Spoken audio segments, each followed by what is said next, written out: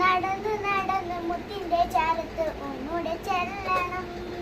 കണ്ടോരൊക്കെ പറഞ്ഞു മദീനത്ത് ഒന്നോട് പോകണം. നടന്ന് നടന്ന് മുത്തിന്റെ ചാരത്ത് ഒന്നോട് ചെല്ലണം. കരഞ്ഞ് കരഞ്ഞ് മനസ്സ് കൊതിച്ച് കഥകൾ പറയണം.